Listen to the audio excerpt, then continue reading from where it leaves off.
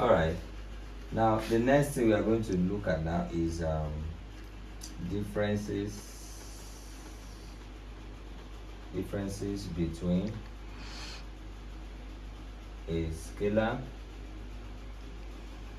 and a vector quantity. The differences between the two. So let's highlight them here. The differences between scalar and a vector quantity in a tabular form. Now, scalar, then vector. Number one difference is that scalar quantity has only magnitude, but no direction. Why this? Has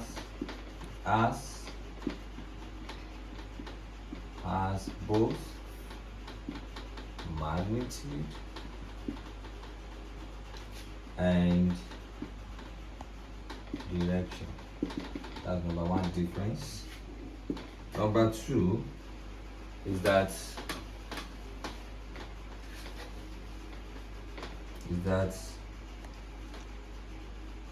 it can be added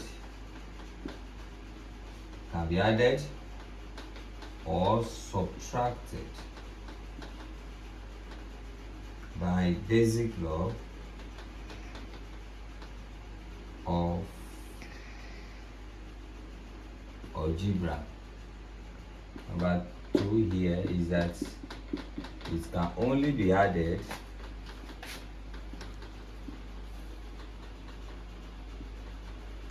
by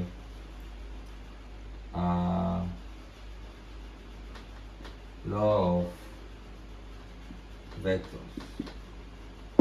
of vector.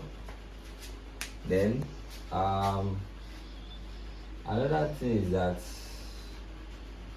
okay, so that's about that. Now let's move on to vector representation. You can see that we do not have much to say about a scalar quantity, because scalar quantity is just like having, let's say that we have a book that is of this shape, a rectangular shape. Let's say this is 2 meter, and then I have another book placed side by side with the book, and then the other book is 1 meter long. Now we are to add up the lengths together, so we can actually say that this is 2 meter plus 1 meter, which is going to give us 3 meter. That's all.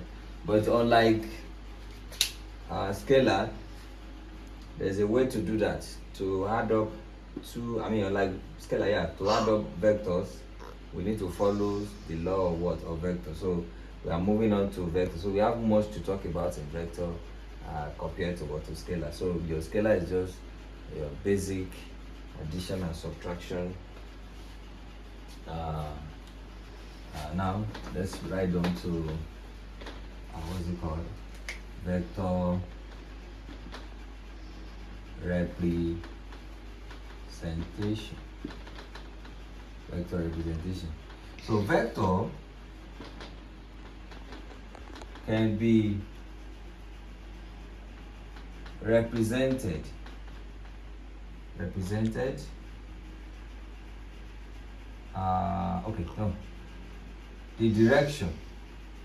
direction, okay, so the magnitude, let's start the magnitude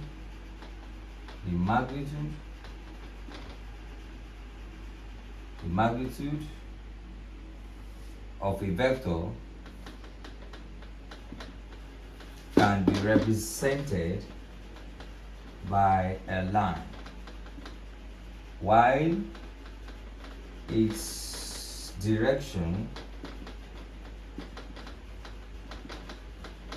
is represented by and arrow head. For example, a boy walks.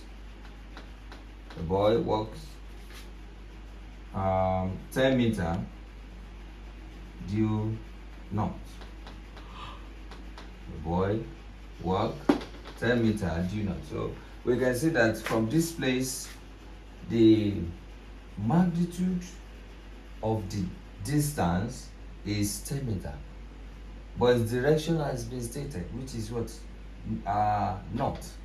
So this is a displacement, and a displacement itself is a vector quantity. So writing on, how do we represent this being a vector quantity? As we have mentioned, we said that the magnitude of a vector is represented by a line. The value is represented by a line. For example, let's suppose we have another boy that walked the same direction, and the distance covered is 20 meter. So we can actually use a line by scale drawing. Let's say 10 meter from here to here is 10 meter. Why 10 meter? 20 meter will be longer than the 10 meter. So you can see that the magnitude, the value is obvious. We can see that 20 is longer than 10, and then the arrowhead is to indicate the direction with which the magnitude is heading to, the quantity is heading to. So now, let's represent this. Now from our Cartesian, cardinal point, this is north, east, south, and west. So we can, from this place, this is northward. We can say that the boy moves 10 meter directly to the north. So this is how to represent a vector. A vector can only be represented by by a line and an arrowhead. By a line and an arrowhead. Let's move on to another thing very, very fast. Addition and subtraction.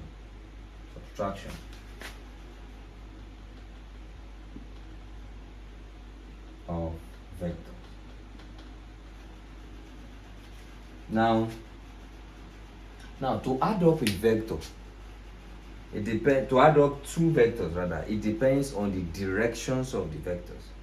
So if we have two vectors moving in the same direction, the net value, or let me put it like this, the total value or the resultant of the vector is actually the sum of the two vectors taken together. So what is a resultant vector? A resultant vector is that single vector which will have the same effect in magnitude and direction as other vectors taken together. Now we are going to write that after this. Now, but this thing, I need you to take note of it, that if two vectors are moving or heading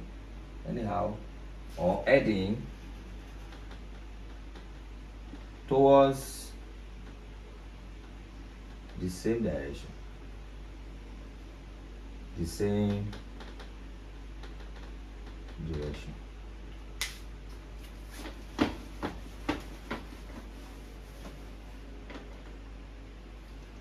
the resultant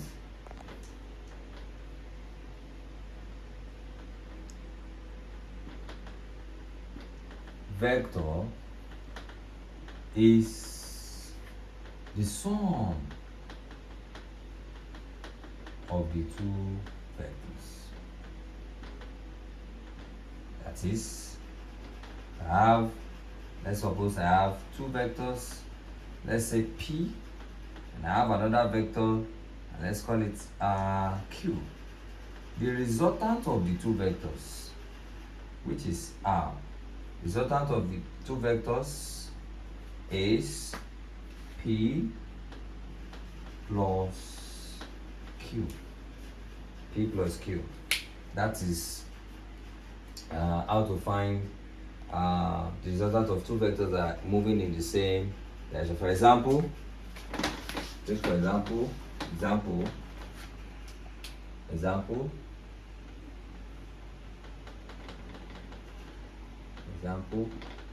calculate the resultant of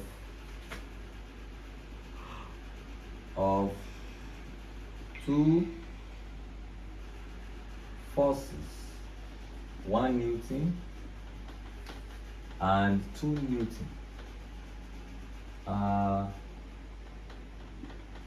moving in the same, towards the same direction,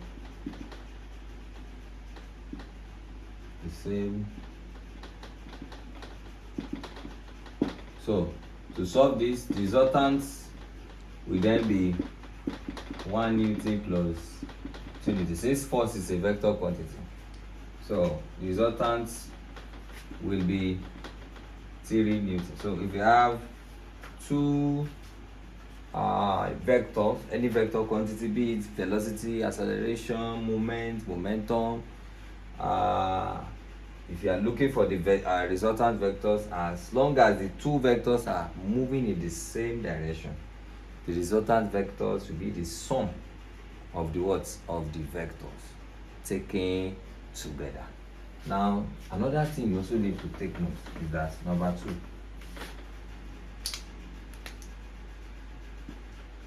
if the two vectors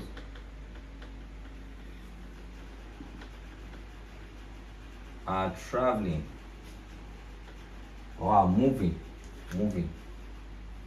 or are in different direction, anyhow, different direction,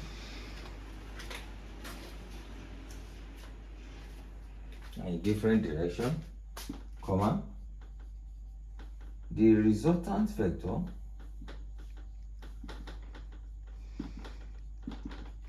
is the sum. It's the difference. The difference between the vectors.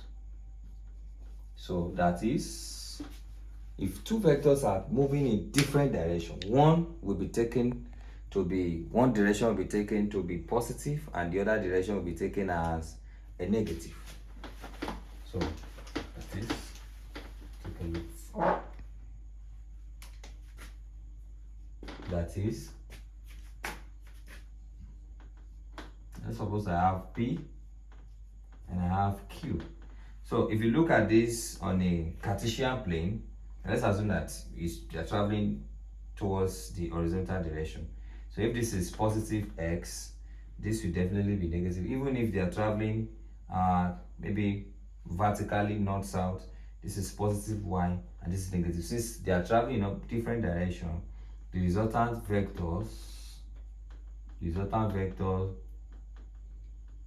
will be one side will be taken to be positive, and then the other side will be negative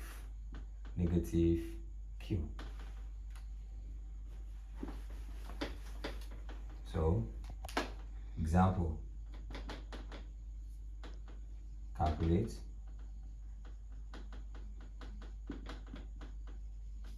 the resultants of 1 Newton and 2 Newton force, 2 Newton, such that the two forces are of different direction.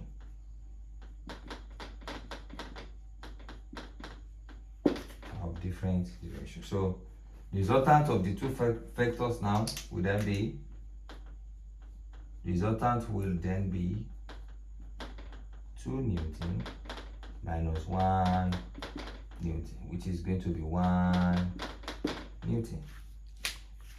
Now, lastly, want to look, what if the two vectors are not traveling in the same or in different direction? What if the direction of one is actually different from the other one, not opposite and not in the same direction? So let's assume that number 3, if two vectors are perpendicular to one another, or if the two vectors makes an orthogonal angle, that is, one vector traveling in a different direction as the other one. Let's say Q traveling in different direction, and then you have to find the resultant vector. To obtain the resultant vectors between the two vectors traveling in this direction and making an angle 90 with one another, all you just have to do is to draw a straight line from the point of intersection between the two vectors. Now, the straight line between the point of from the point of intersection between the two vectors represents the resultant. So this will then be the resultant. So the resultant of this vector can then be calculated using a Pythagoras theorem. So if you look at this very well, you discover that this line is parallel to this, so they have the same value. So if this is P, line P, this will also be line P, and then this is a rectangle triangle. Using Pythagoras theorem,